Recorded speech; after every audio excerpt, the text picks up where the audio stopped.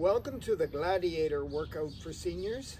I'm Gladiator Bob from Silver Fox Fitness, and I want to share with you the latest and greatest exercises that you should be doing if you're considered a senior in 2024.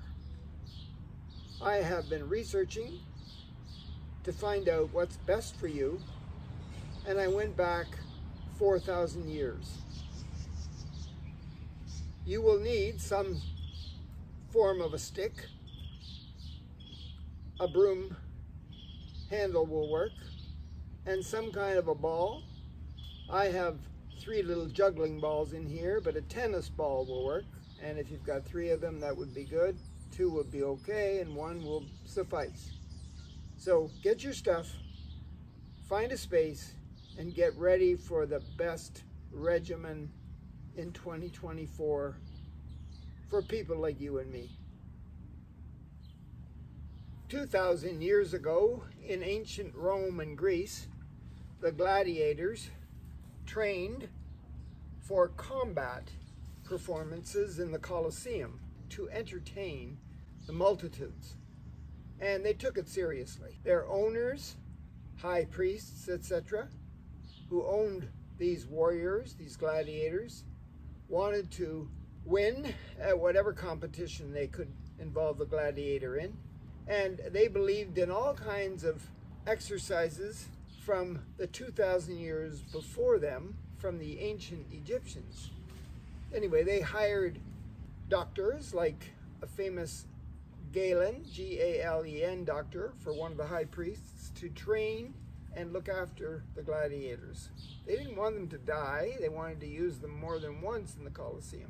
Anyway, they believed in the concept of a warm-up. So we're going to take our sword here. So we're going to just hold on to it and make sure it's horizontal, parallel to the floor. And we're going to lift it up over our head and bring it down and touch the ground with it. And then lift it up over our head and bring it down and touch the ground with it. And notice when I'm lifting up, I'm stretching my arms up and maybe even my legs. And then when I touch the floor, I bend my legs at my knees and I bend my back. Yes, all natural movements here. Good work. Warming up, getting ready for the combat in the Colosseum. One more time. I'm going to spread my legs nice and wide and reach to the side with this horizontal weapon. Right. I've got it about head height. I'm going to bring it down to my chest now. Legs nice and wide. Notice I'm in my bare feet here and I'm out in my lawn. You can do this anywhere you want as long as you have space, right? I'm going a little lower now. Maybe I'll take it down to my knee height, side to side. Right, I'm gonna go way down below my knees now. Working the muscles on the side of my body, from top to bottom. Good. Put it between your legs, turn it around. So I'm placing my feet firmly on the ground, nice and wide. Ripping the ground with my heel and my arch and my toes, the balls of my feet. Good work. Just pass it around your body. Right, try not to drop it. You can go one way, and the other way. Good work. And you take it to the side, vertical. Right. This time when I put it vertical, I'm going to lift one leg up. I have to be ready for all kinds of movement in the Colosseum ring. When I'm fighting with someone else, another gladiator from another important person in ancient Rome and ancient Greece. I think I'll turn my body. Good work. I might even decide to spin my weapon. So I have to let go of it briefly to get a hold of it, right? And that grip is important. I wouldn't want to have a poor grip. Try it the other way. Right. Maybe I'll even throw it up and catch it. So I can have it vertical. I can have it horizontal. I can turn it. I can throw it up nice and high. Make it go down nice and low, where I have to bend my legs. Hey, let me just take it and spin it like a baton. Use my grip. Yeah, I'm almost warmed up. Let's try the other one. Oh, I think I need to do a little bit more with my shoulders because I'm carrying a weapon, right? Maybe I'll take it up and bring it over my head and bring it down the back of my body a little bit. I might only get to here, or maybe after I get warm a little bit, I'll be able to take it even lower to my belly and to my lumbar spine, maybe like that. Right, so at the front, I can bring my knee up and touch it. On the back of my foot might touch it. Let's try this knee up and this foot at the back. Knee up, foot at the back. Getting myself ready for the combat, yep. And how long will I warm up? Well, I try to keep the movements as natural as possible, and I warm up for maybe 5 minutes. Balance and coordination was very important to the regimen of the gladiator. Even 4,000 years ago, when the Egyptians were starting to exercise formally, they believed in balance. But it wasn't until 2,000 years ago, in the times of the ancient Greeks and Romans, when Dr. Galen thought that, you know what, a ball is a good tool, or it's not a weapon, it's a tool to exercise the balance muscles in the gladiator's body. He thought, you know, I don't want the gladiator to hurt himself when he's practicing getting his muscles and his heart strong.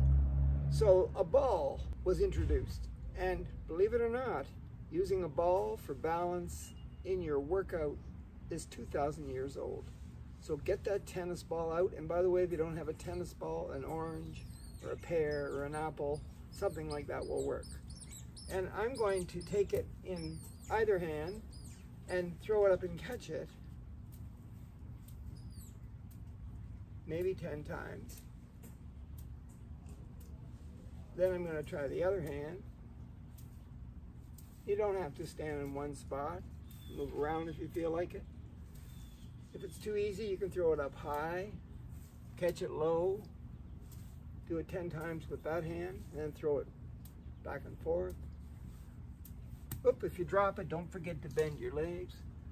Pick it up, start again. See if you can get 10 times without dropping it.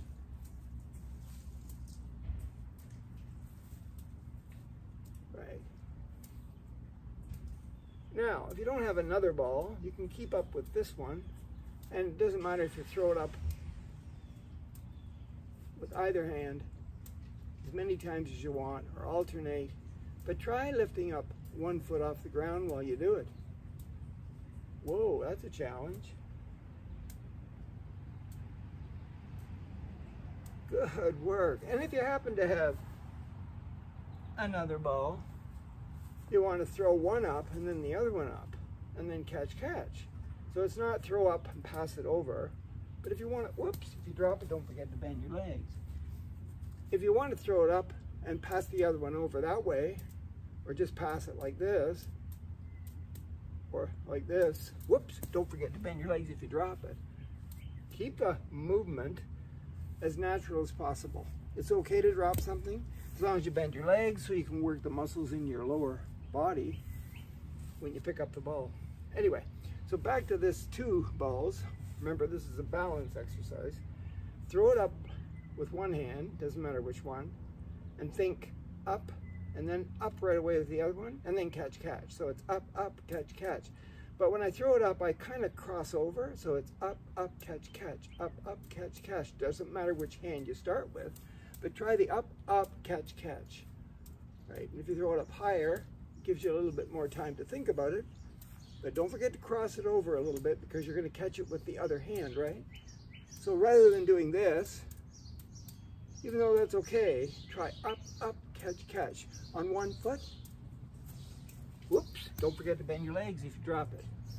So it's up, up, catch, catch, and maybe on one foot.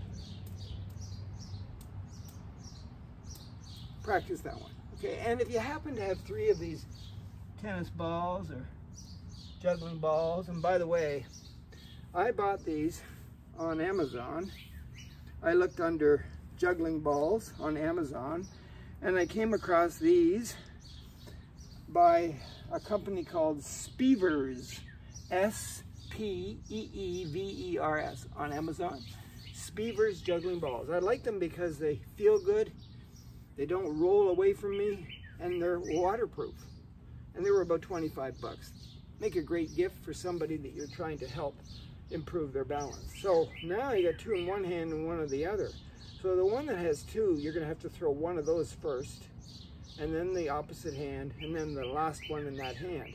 And catch, catch, catch. Up, up, up, catch, catch, catch. Now you got 2 over here, so it's up, up, up, catch, catch, catch. So the hand that has the 2, you throw 1 of those first, then the opposite, then the third one, and catch, catch, catch. So it's up, up, up, catch, catch, catch. Up, up, up, catch, catch, catch. Practice that, and when you get really comfortable with that, stand on 1 foot and go up, up, up, catch, catch, catch. Wait a minute. Up, up, up, catch, catch, catch. Up, up, up, catch, catch, catch. Practice that maybe 5-10 minutes for balance, all those ideas, and you'll be ready for the Colosseum. Not only did the trainers of the gladiators believe in weight training or resistance training, but the gladiators themselves felt good about what they were being told because it was kept as natural as possible.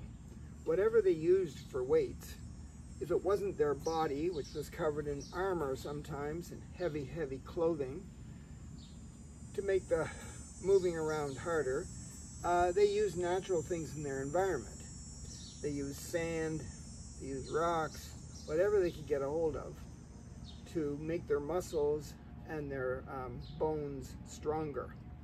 So I'm going to use, first of all, a chair today and a little stool. So if you've got a chair in your house and a little stool, that'd be cool. Also, I'm going to use a rock. Now, if you don't want to use a rock, I got a lot of rocks in my yard, as you can see. You can use something, like a couple of cans of something out of your pantry will work. So I got a rock over here. Nice piece of limestone that I found. I'm going to use that. So I'll put that down here. But remember, I want to keep this weight exercise as natural as possible, so I'm going to do the sit to stand. So I'm going to sit on a chair, and I'm going to stand up. And then I'm going to sit on the chair, and I'm going to stand up. And when I sit on the chair, I'm going to try to sit up straight, because if my body is in the right posture, then I'll be able to get at the muscle fibers better. If I'm in the wrong posture, I won't be able to get at the muscle fibers to make them stronger. And whatever I do work won't be in harmony with my whole body. So I got to think about my posture. Okay? So when I get up this time, I'm just going to get up slowly. See if it makes it easier. Nope, that makes it harder. Let's sit down slowly. Yep. So now I'm using my body weight to do this. And the slower I go, the more muscle fibers fire and become stronger. Let's just try one more sit to stand. Now in some of my other videos, we've done the sit to stand and we've slowed down the process. Let me try picking up this weight. Now when the gladiators used weights like this, they carried it close to their core. They didn't carry it out here, they carried it close to their core, at least at first. So if they had a big, heavy steel sword, they carried it close to their core as they did some kind of a weight exercise. At first, anyway. And then later on, once they got really good at whatever the exercise was that they were using the weights with, they might hold the weight out a little bit because their sword is usually held out, right? Away from their body, and they're swinging it above their head and down below, and they're jabbing and pushing and pulling with that heavy sword. So I'm going to just, because I'm a senior, just keep it a little bit away from my body. That's good enough for me, all right? So yeah, use something that's heavy, that's in your environment. I'm sure you go shopping, I'm sure you buy groceries and you put them in a bag. Make sure you carry close, okay? And you could use something like that for the sit to stand exercise. If you think that is just a little bit too easy for you, get a little stool or a little chair or bench that's a little bit lower. See, when I sit like this, in my best seated posture possible, my knees are above my ankles, my knees are even with my hips, my feet are shoulder width apart, sitting up nice and tall with my hips in neutral instead of back or forward, right in the middle where they should be. My head, I'm trying to push it back, keep it above my spine. I'm thinking about all those things. But as soon as I try to sit to stand on a little stool like that, things change, because when the gladiator is fighting in the Colosseum, you know, he's fighting the other gladiator, and his high priest or owner wants him to win. So he might have to sit way down here. So to get down there, I don't care how you do it, just get down to the stool, whatever that thing is you've got, and when you're ready, get back up. Maybe I'll have to use my arms to get back up. All right, and get down again. It's not quite like the chair, is it? Because when I was using the chair, I wasn't using my arms. I was using my arms to hold on to the rock. Holy cat. A little bit more work. So the lower your seat is, the more muscles you're working. Okay? Let's just try a couple more.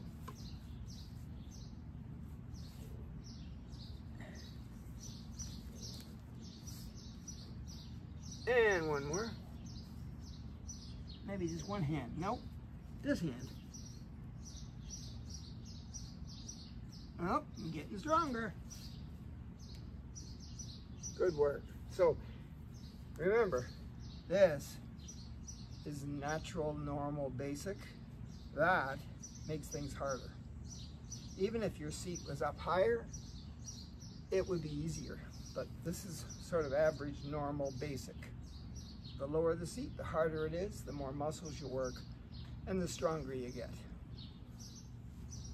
Yep, 2,000 years ago, those gladiators in that Colosseum with all that heavy garb on and those heavy, heavy weapons, trying not to get themselves killed, moved around a lot. They moved strategically around, ducking, weaving, dodging the other guy's sword, and they moved quickly too to try to, score points. So their heart was beating faster than normal. And that's called aerobics. So it's been around for at least 2,000 years, but I think the Egyptians 4,000 years ago knew about your heart too. But it wasn't until 2,000 years ago when that Galen doctor discovered that there's blood inside these arteries in your body that go to the heart. That blood goes to the heart and comes from the heart, right? So, aerobics. Yes, those gladiators did aerobics. What did they do? They ran, they jumped, they walked with the armor on, they went over crazy terrains, all kinds of things, just like you do when you get up in the morning and you walk around wherever you live, and then you go outside and whatever you do, shop, work, whatever you do, get in and out of the car. So we're going to do just a basic aerobic workout here. We need our brains sharp too, so we have to remember this. So we're going to just take 3 steps forward, doesn't matter which foot.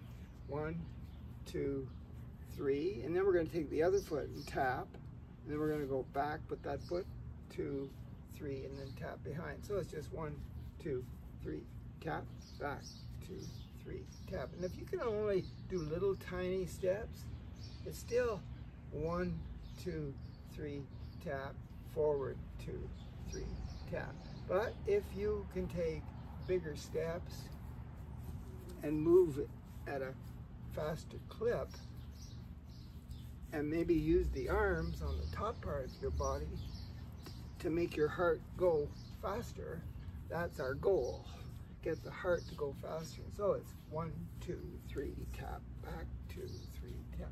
That's all it is to begin with anyway. Right. Reach way out and bend back. Reach way back and bend forward. Bend the body back, bend it forward. Try not to trip. Everybody is different. All of the elderly people I know, including my wife, we all do aerobics at a little different pace. Now, this standing here, that was about 20, 30, 40 seconds, getting our heart rate up. Have a little rest here. March on the spot, don't stand still. Just gently move your arms and your legs. But we're going to now, for the second part, step to the side. It's just a step and a touch with that foot, and a step and a touch, and then 2 back. So it's a step, touch they call it, step, touch, to the side and back. So it's step, touch, step, touch, step, touch, step, touch, step, touch, step, touch, step, touch, step, touch. You can do little steps, 2 and 2 back. You can do them at whatever pace your heart will let you do it at. You can take giant step to the side, giant step back. So there's 2 this way. And I'm swinging my arms for balance. I don't want to fall over. And I can go as fast as I want and as slow as I want. I love doing this in the grass in my bare feet on a nice, warm, sunny summer afternoon. How long? About 20, 30, 40 seconds. Keep my heart going. And then just slow right down. That's it. Take a breath through your nose, out through your mouth. Get your heart rate back down to almost normal. So about 20, 30, 40 seconds of slower. Yeah. Yeah. And there you go. That's the aerobics. You got that? So those gladiators would do that every day, whatever they were told that they had to do to get their heart rate going. I'd like you to do it every day too. The weight thing with the chair and the stone and stand up, sit down, every other day. Give your body a chance to repair those muscles that you were really straining. So maybe weights could be sit to stand with the chair every other day, and then the aerobics every day. Okay. Yes, those ancient Egyptians 4,000 years ago, and the ancient Greek and Roman people believed in stretching after you did the aerobics. And they picked some position, some pose that would stretch some of the major important muscles in your body, and they would hold it for as long as they could. And if that meant 30 seconds or 10 seconds or 2 minutes or 5 minutes, they would just do it until they couldn't hold it anymore and they wouldn't move. Does it sound like yoga to you? The birth of yoga? Yep. So I'm going to do one of my favorite poses. I call it the standing bird dog. So one of my arms is coming straight up over my head, and the opposite leg is going straight back, balancing on my toe. So I can feel it in my arm and my shoulder and the side of my upper body, and I can feel it in my hips, my bum, and my leg, and right down to the tip of my toe, just standing like this and not moving.